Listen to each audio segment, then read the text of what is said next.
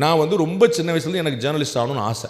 7ஆம் கிளாஸ் படிக்கும்போது எனக்கு ஜேர்னலிஸ்ட் ஆகணும். 7th ஸ்டாண்டர்டில் நான் ஜேர்னலிஸ்ட் ஆகணும்னு ஆசைப்பட்டேன். தொடர்ந்து நான் அதிலேயே தான் படிச்சிட்டேன். 9ஆம் கிளாஸில் 11ஆம் கிளாஸில் காலேஜில் எல்லா இடமே எனக்கு ஜேர்னலிஸ்ட் ஆகணுங்கிறது ஆசை. தினமலரில் வேலைக்கு கேட்டாங்க 1998. கிட்டத்தட்ட 800 பேர் அந்த இடத்துல அப்ளை பண்ணி நேரடியாக வந்துட்டாங்க. அந்த இன்டர்வியூ அட்டன் பண்ணுறதுக்கு 800 பேர். தினமலர் ஆஃபீஸ்லேயே 200 அப்ளிகேஷன் ஃபார்ம் தான் இருந்துச்சு. 800ல் 200 அப்ளிகேஷன்.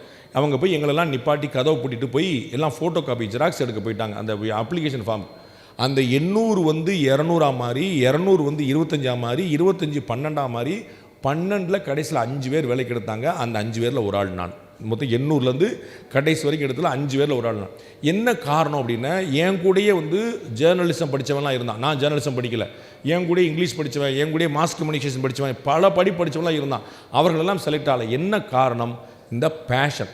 சின்ன வயசுலேருந்து என்னுடைய மனசில் ஒரு விஷயம் தான் ஓடிட்டு இருந்துச்சு. நான் ஜேர்னலிஸ்ட் ஆகணும். நான் டாக்டராக ஆசைப்படலை, என்னால் முடியாதுன்னு எனக்கு தெரியும். இன்ஜினியராக ஆசைப்படலை, அதுக்கேற்ற மாதிரி நான் படிக்கலை. சிஏ ஆக முடியாதுன்னு தெரியும், ஏன்னா சிஏ வந்து அவ்வளோ கடினமான படிப்பு. அப்போ இதெல்லாம் ஆக முடியாது, நமக்கு ரொம்ப தெளிவாக இருந்துச்சு.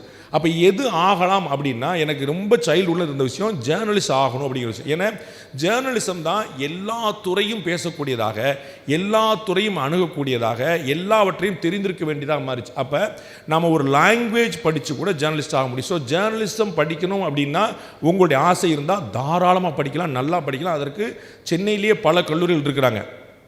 ஆனால் ஜேர்னலிசம் படித்து தான் ஜேர்னலிஸ்ட் ஆகணுங்கிற அவசியம் இல்லை.